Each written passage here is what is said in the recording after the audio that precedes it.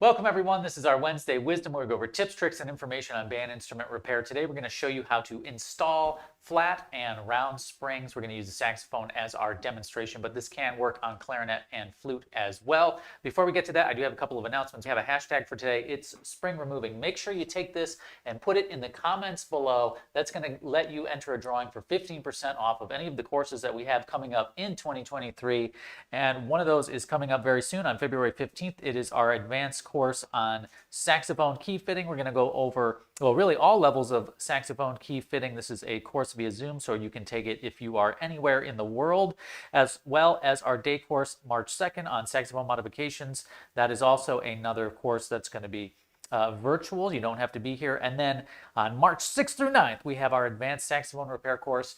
And we are going to talk about some of the advanced techniques a little more in depth, well, much more in depth in that course, and we're going to touch on some of those today. So those are the courses that are coming up in the next 30 days or so. Make sure that you put that hashtag in the comments below to get in on those. Now, we also have a winner for this week. The winner of our tuition discount is Sasha Clarino. Sasha, congratulations. Send me an email to rich@MusicMedic.com and I will get you your discount on any of the courses that we have coming up. We also have, for those of you who are in the Southeast, a Neopads World Tour stop that's going to be in Covington, Georgia this Saturday, February 4th. There's also, I believe this is a 2-day clinic. It is, I think, Friday and Saturday. There are 6 illustrious clinicians going to be there covering a variety of repair topics, and our owner, Kurt, is going to be talking about the Neopads. So make sure you go to nappert.org and look in the events section and you can register for that clinic. You don't have to be a member of Nappert to go to a clinic. You just have to sign up and register for the course, for the clinic, excuse me. Let me get that out of the way. Now, Ryan, this is a viewer requested video. We've had some people ask us about how to install these 2 types of springs, and it's always a good topic for us to go back over and revisit.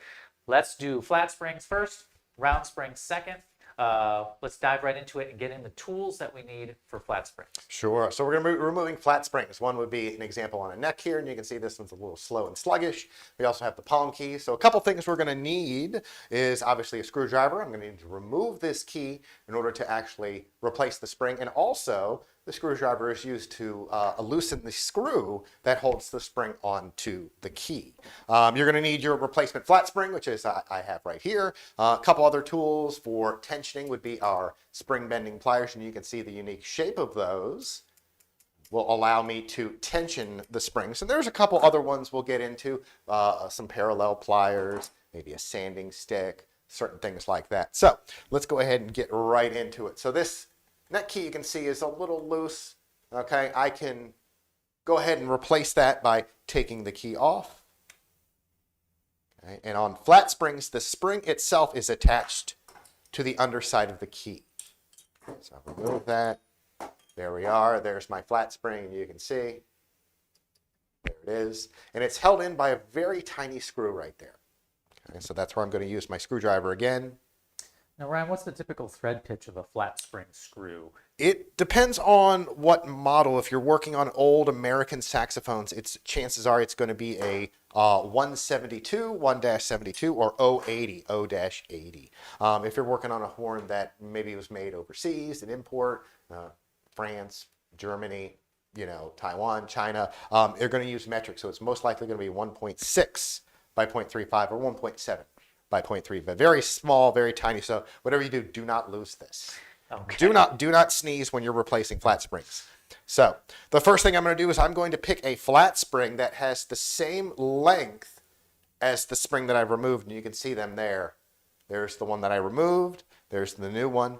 Now, what I'm going to do first, even before I install the spring onto the key, is I'm going to give it a little bit of a tensioning. Okay, and I'm going to use my spring bending pliers, and you can see that half round shape allows me to just give a little squeeze, and that causes the spring to get that little bit of an arch, which allows me to tension it. Now, we're not done. We have to add just a little bit of a flip at the very end. If I just take a spring that's like this, and that little sharp edge is digging into the body of the saxophone, you're going to have some friction issues. Yes. Okay. So what I need to do is, after I tension it, I need to just flip up You can see that, just that little flip. So now we're riding on that flat part rather than having it dig in to the body of the saxophone. So that's what I'm going to do now. I'm going to just use my parallel duckbill pliers, grab just a little bit, and just give it a little flip up like so. I don't know if you guys can see that. Let me get it real close up. Still can't see it. Oh, let me just see if I can line it up with my drawing. It's very you can close. see it. It's very close. Okay, so now I can go ahead and install my flat spring back onto the key. Sometimes the hole in some of these flat springs are a little too small for that screw.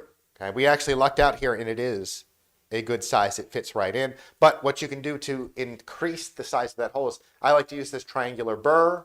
I can get in there, open it up one side, open up the other, and gradually increase the diameter of that hole. Or I can use some old broaches. Okay, and I say old broaches because I like to use the new sharp ones for when I'm doing post work or whatever. So I will a lot of times use an old one that I have just to kind of open up that hole. So now I can install my flat spring. So I'm going to put that screw back into the hole of the flat spring. I'm going to be very careful because these are very easy to lose. And Ryan, that's a good hack. I didn't know that you tension the spring first and then put the flip for contact in the body second. That's a good way to keep the orientation of the spring correct. Absolutely. Yeah. I find you can do it afterwards, but I do find that it is a little bit easier to tension it before you install it. Okay, so now I'm going to go ahead and screw this guy in, make sure my spring is lined up. Give it a quick little tighten. So there we are. So like I said, you might need to tension it afterwards. You can use the spring bending pliers, or you can just use a regular pair and just give it a little bit more of a bend, and that's going to give you a little bit more tension. Okay, so I'm going to give it a little bit more of a bend here, a little bit more of a tension. Now I can install my spring, but before I do, remember we talked about making this little flip right here so it doesn't dig into the body. Okay, what I like to do is use a little bit of pivot and roller lubricant. If you look at the neck right here, there's that little slot. That's where the end of the spring rides. So I can use just a little bit of this pivot and roller lubricant, just right there, and that'll provide me with just a little bit of lubrication, making the spring move just a little bit easier. Now, Ryan, what about key oil? Do you ever use key oil in that spot? You can. I find the grease holds up a little bit longer. It's a little bit thicker, but you would want to make sure that you use some key oil when you're reassembling your key. Okay. So tighten that guy back up there. Let's see. Oh yeah, there we are. Much better action. It's not as loose and floppy anymore. So there we go. Like I said, if you do need to tension this again, you would just need to take your key off, grab that spring, put a little bit more of a bend in it, which is why I really like using these spring bending pliers. Makes it very easy, and then you're good to go. Sweet. Yep. All right, Ryan, so that's installing a flat spring on a key. Let's go over how to remove and install a round spring. Round spring. So we have two basic types of round springs. We have needle springs, which are these guys right here. Okay, these are blued needle springs, and here at MusicMedic we have a couple different types. We have the blued needle spring. We also have nickel plated and gold plated. The internal material that it's made out of is the same. This is just have a blue encoding to it. The nickel is obviously nickel plated, and the gold is gold plated.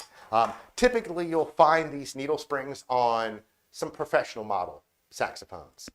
We also have this stuff here, which is stainless steel spring wire. Okay, and typically you'll find this on student model horns. Typically, I think it's the Yamaha YAS 23 have the stainless steel.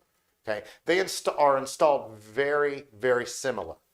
We're actually going to use the needle springs as a demo today, and just realize that it's very similar when you're installing the stainless steel spring wire. So. Okay. We're going to do this guy right here. Oh, wait. Ryan, let's go over the tools. Tools, yes. Yes, because there's a bunch of tools. Some of them specialty. Yes. So a couple things we're going to need is we're going to need to trim our springs to length before we install when we're doing the blued needle spring. So for that, I'm going to use the Xuron Shears. And I like them because it gives me a nice clean end to the end of the spring once I cut them. We also have, again, you can tension them using the spring bending pliers. Very important is you have a set of spring inserting pliers. And what gives this, the reason why we need to use this tool is because it has this slot in the jaws that allows that spring to pass through as we're actually pressing it in. So spring inserting pliers, we're going to need, if it's a whole spring removing, we're going to need our whole spring removing pliers and a pair of parallel duckbill pliers. Things like a marking on it, I could use a needle file to mark the length. And then for flattening the end, I'm going to need some kind of metal-faced hammer. This is just a standard tack hammer, and then a bench block. And here's a tip. Don't use your good bench block that you use to level pad cups. This is an old one that I really only use to flatten needle springs, which is why you can see here and all along the edges it has little indentations from me flattening out needle springs. So, I think we got everything. Obviously, the most important thing is you have a set of needle springs. So, very good. Okay, so Ryan, let's talk about how to remove a whole spring. Whole spring. So first off, remove the key like so, and there it is right there. This is the spring that I'm going to be removing. Very easy. When you use the 2-plier method, you're not going to cause any damage to the posts. You're going to use a pair of whole spring removing pliers. So I'm going to grab on like so, and I want to grab fairly close to this post right here. I don't want to grab all the way out here when I'm trying to remove my whole spring. So I'm going to grab fairly close. Then I'm going to set the depth, or the width of my parallel pliers. So one jaw, as you can see, is on this side of the post. The other side is on the side of the pliers holding the spring. I'm going to open it up, and I'm just going to squeeze, and it's going to pop it out like so. There you go. And so, Ryan, you're making sure the jaw of the parallel plier is below the spring hole, Correct. right? Okay. Correct. So there we are. I've removed my whole spring. So, easy way to tell what size spring you need to replace it with is if you measure the spring that you've taken out. So here it is. I'm going to use my caliper set on millimeters. And this is saying, it's upside down. Go ahead and turn your phones upside down so you can read it. It's 0.99. Okay, so I'm going to pick out something, my needle spring set is close to 0.99, and I have, in fact, 1.0. Okay, so I'm going to grab one of these springs, and to verify that it's about the same size, I can go ahead and measure. Okay, yep, there we go, 0.099. There it is. Turn your screens upside down. Very nice. Okay, or I can also verify by putting the spring into the hole in the post. And you can see you're going to have just a little bit of a wiggle. You don't want too much of a wiggle. Okay, if you have too much of a wiggle, chances are the spring is going to be a little too small. Okay, so this one looks like it's about right. So there we are, the spring that I removed with the one that I need to actually trim. Okay, now, very important with needle springs is you do not trim the needle point. I'm going to say it again. Do not trim the needle point. Thank you. One more time so it sinks in. Don't trim the needle point. Okay, so very easy to mark off. You can just hold them together like so. And then come in with your Xuron shears, snip it off, and now there I have 2 springs that are the same length. Now, Ryan, what happens before you install that spring? What happens if you are trying to remove a spring that broke off in the post? That is when you would use our broken spring removing pliers. And you can see that little nub right there. So let's say this is broken off flush with the post and I need to push it out this way. I'm going to line that nub up so that it pushes it out that way. So let's see, get it right in here like so. And there you go. And you can see the slot again allows that broken piece to pass through. Okay, so very handy to have if you're dealing with springs that have broken off flush with the post.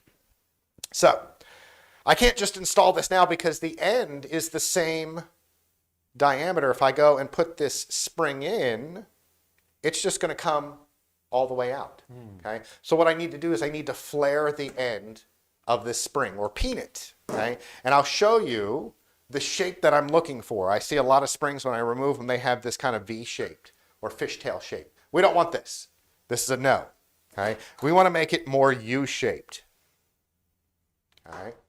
So, and it takes a little bit of practice getting used to whatever hammer and whatever bench block you're going to be using.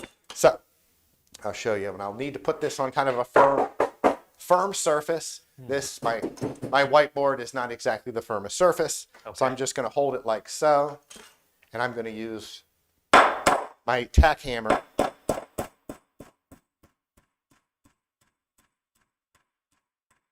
to flatten out that spring. Now, one little extra tip, some guys will go in and actually heat this end red hot so it allows it to flatten out a little bit easier. I don't necessarily do that because I find that it weakens the spring. Okay, so that's my tip, is I go ahead and just flatten when it's cold. Ryan, can you show them, because they can't see it, but I can. You're doing like, can you show them a slow motion technique? Yes. Let me change to the other camera here. So I'm kind of doing this kind of circular motion. Let's see if we get the good camera angle. So I'm kind of doing this circular motion rather than hammering straight down. I'm not building a house here. I'm fixing saxophones. Okay. So I want to do this kind of circular motion like this. If you do this kind of round circular motion, it'll cause it to be a little bit more U-shaped versus V-shaped. If I come in and just flatten, it tends to put this V shape in. Okay. And this does take a little bit of practice to get this shape versus this shape. Okay.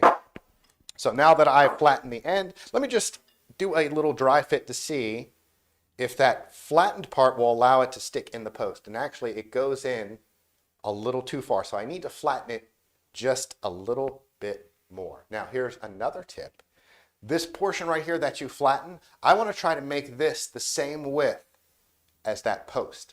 Okay. So if it's this wide, I'm going to make that flattened portion that wide. Okay. That way it sits in the post a little bit more securely. Right. There we are. I'm going to go ahead and put that back in. Again, do my little test fit. We're looking pretty good. All right, now to install, to press fit, and again, these are just press fit in. We have to get this flare just right. If it's not enough, it'll slip right through. And if it's too much, it will tend to be this V shape and actually damage that post hole. So we get this the right amount of flatness, and I'm going to use my spring inserting pliers. Again, what makes this unique is that little slot, which allows that spring to pass through. So I'm going to be pressing it in with the non-slotted side. So I'm going to line everything up like so, and use that to just press fit that spring in like so. And there we are. And you can tell when it's in when you get that nice ping. When you flick the spring and you get a ping, if you get kind of a rattly sound, it might not be in firm enough. So you may have to take it back out, get a little bit more of a ping, get that nice U-shaped if you can, and then just go ahead and reinstall. And then the most important thing is having that needle point match up with the spring catch like so. And if I were to install this, yep, we're looking good. Very cool. All right. Now, Ryan, I have a question for you. What happens after you remove the spring and you find that the hole in the post itself is a little too large for your replacement spring? Do you replace it with a larger spring, or how do you handle that? Maybe somebody did too much of a V over the years and it's wallowed that spring hole out. How do you correct that? You sign up for the Advanced Saxophone course March 6th through 9th here in the Sax Pro Shop in Wilmington, North Carolina, because, yeah, there is a step that I use to actually fill in the post heads so you don't end up using a larger spring. That's what tends to happen is this V shape will wallow out that hole, and it just makes it larger and larger and larger. Next thing you know, the techs down the road over the years have gone up larger springs, larger springs, larger springs, and it's very tough to get a very large spring bent just right to feel nice and light. Okay, so I will actually fill that. I will ream this out and I will fill it with a little brass tube. I will solder the tube in, and then I will trim it to length and then continue on as usual. But again, you will learn all this March 6th through 9th at our Advanced Sax course. And make sure that you take that spring removing hashtag, put that in the comments below, put it also in the regular comments below, not the chat, as well as the regular comments. So I'll look at it next week, whether you're watching this live or sometime during the week, and we'll do our drawing, and we will get you your winner for 15% off that course, the advanced course, March 6th through 9th. That's going to do it for us today. We're going to be back next week with Leroy. He's going to show us how to do some swedging techniques and tricks on clarinets. If you guys have any questions about installing springs, please feel to put it in the comments below. I'll also link to all of the tools that we used in the description once we get this up and going. That's going to do us. That's going to do it for now. Until next time, happy repairing.